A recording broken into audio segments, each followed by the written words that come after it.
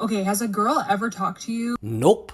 But Uncle would love to talk to you guys about this amazing price action that we had this morning. Was the SPY for the triple Q. It was an incredible trading day. And here on Uncle Charles' YouTube channel, we trade unbiasedly. We find the levels, we find the setups, and we react to it, whatever the price action wants to do. So looking at my Discord, we always follow the price action by whatever the price action wants to do, as I said. If it breaks down support levels, we enter puts, we play it level to level, then we leave runners. If we break out resistant levels, we buy calls, we play it level to level, then we leave runners. You can see here on the 15-minute chart, SPY broke down. SPY broke down my 692.8 level and my 691 level. You can see on my Discord, I wrote 692.8 level couldn't hold and 691 testing now. And literally 2 minutes later, or 5 minutes later, actually, 691 lost as well, letting my Discord members know that we lost both the 692.8 level and the 691 level. And when we lose support levels, what do? We enter puts and look at this beautiful move to the downside, beautiful move to the downside. Holy moly, donut shop. It was incredible, and it's still dropping as we're speaking because there's still about 8 minutes left in the market. I decided to start the recording a little bit early. Triple Q, similar situation. I wrote in my Discord, 613.3 pretty much broken down. If 612 fails next, 610 or lower incoming. And I wrote here like literally 2 minutes later, 612 lost as well. Why did I write those things? Well, we look at the 15-minute chart. This is where we started breaking down 613.3. We broke down my 612 level, back tested it as resistance, just kept on pushing on downwards, and it's still pushing down as we are recording this video. Incredible trading day. And all we needed to do was know the levels, know the setups, and trade it unbiasedly. Because why would you want to trade biasly? You're just holding yourself back by doing that. When you trade unbiasedly, you're making money to the upside, you're making money into the downside. Today, the price action decided to be bearish, and all we had to do was follow it the best we can. Now let's get to the daily chart. Let's start off with the SPY. Now I wrote in my Discord this morning that SPY was inside a triangle structure. Now this triangle structure was and is the descending triangle pattern. Now we can see we had multiple tests of resistance, multiple tests of resistance, multiple tests of resistance,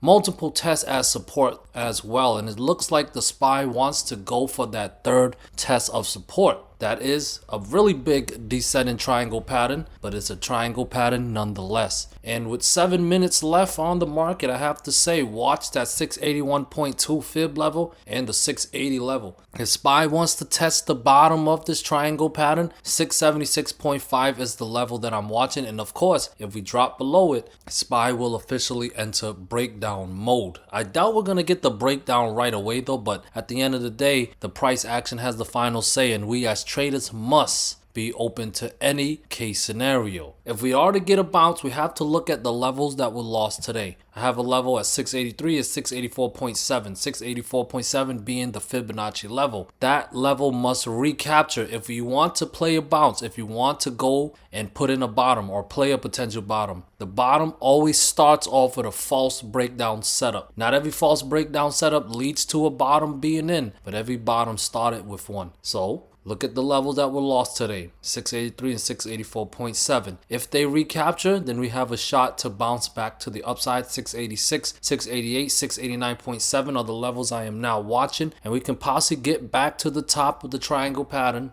which is pretty close to the 694 level, but it's only possible if we start recapturing lost levels, because if we lose this 681.2-ish level, which is testing now as we speak, we could go to the bottom of the triangle pattern. Now moving on to triple Q, similar situation with triple Q. I had a falling wedge pattern, different type of pattern, but it's a pattern nonetheless, and we got very close to the top before we started to sell back down, and looked like triple Q wants to go test the bottom of it. If it truly does, to confirm it, watch that 600 level. That's a fib level. If 600 is lost, we most likely go back to the bottom with 598.5, 597, 595.7, 594, 592.2, and the bottom of the triangle pattern right around that 590 to 591 area. If we are to get a bounce, we have to look. What was the last critical level that was lost today? Well, we're testing the 600 fib level. The critical level based on Fibonacci was at 607. So while we have resistance at 602, 604, and 605.5, it's that 607 level that we really must watch. If we want to play a bottom or put it in the bottom, that level must recapture to send us back to the upside. And to go for a breakout, QQQ must break above 615. Here is NVDA. Taking out that 189.5 support level that I have, that's a fib level. I also have support at 188.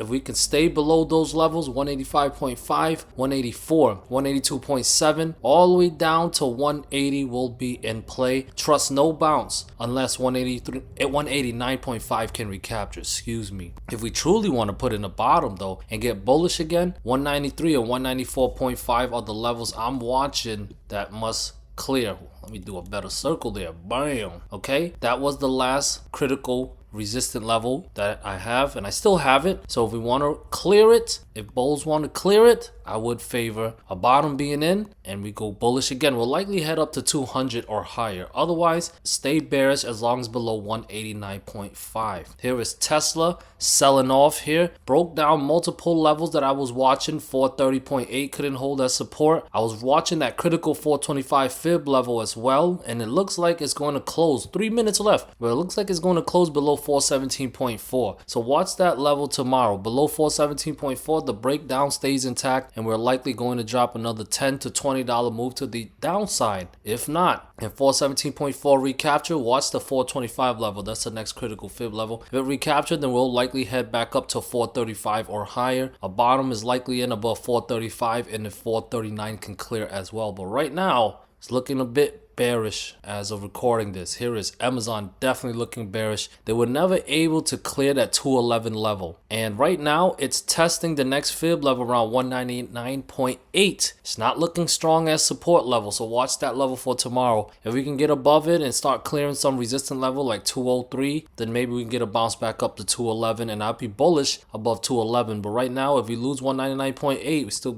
have about 2 minutes left. We're likely heading down even lower. I know the RSI is oversold, but it can get more oversold. Targets I have to the bottom is 198, 196, 194, and 192.8. We'll likely go hit 192.8 if 199.8 cannot hold as support. Here is Meta. Beautiful, beautiful trading for Meta.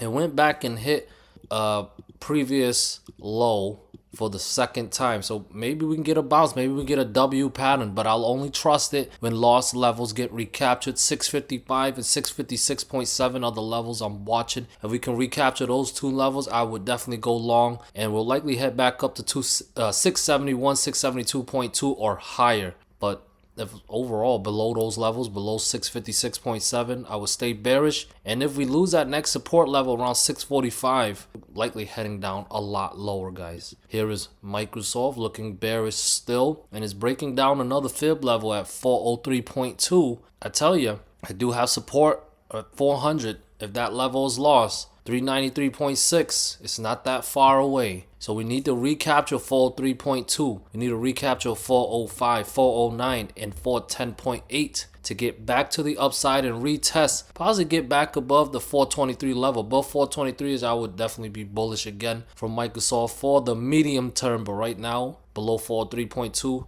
it's not looking too good for the bulls. Speaking of not looking too good for the bulls, Apple is definitely looking bearish right now, attempting to put in a lower high compared to what we had back in early December. We lost a lot of fib levels today, and if the next fib level at 259.8 is lost, I have support at 261 and then 259.8. Those levels lost, the sell-off continues. Trust the bounce only if 264 and 265.4 can recapture. Then maybe, just maybe, we can get a relief bounce. The bulls will need a squeeze style bounce, but maybe we get a relief bounce. Otherwise, if that level's lost next, expect more downside. Here is IWM. Incredible day for IWM if you traded it to the downside. Multiple levels of loss, including the critical 261. Now we hit that 258.5 level and it held so far, but if we stay below 261 and 258.5 fails next, expect more downside. 257, 255.7, 254 or lower incoming. I will not long unless 261 and 263 can recapture.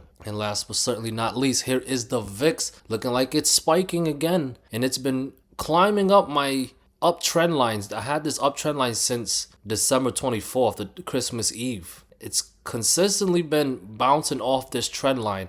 Now, we're getting those higher lows. Question now is, can we get the higher high? If the VIX continues to be bullish like this, it's a good chance that the SPY will be bearish because they tend to go in opposite directions. Either way, I love to see the VIX being bullish because that means volatility is here. Lots of money is going to be made if you trade it unbiasedly. 21 is the next resistance level, and if it clears, expect more upside. 23 or higher incoming for the VIX. Get bearish below 19.7. And before I let you go, DarkPool level, let me refresh it just in case it updated. 692.11. 2.1 billion in premium. So let's keep it simple for the people who don't fully understand DarkPool levels. They are money from the big money players, the big whales, and they wanted to hide their intentions. So they used the dark pool to make their orders, buy or sell. It doesn't really matter what they want to do, because for there to be a buyer, there has to be a seller. For there to be a seller, there has to be a buyer. What we do as price action traders, we identify the level, which is at 692.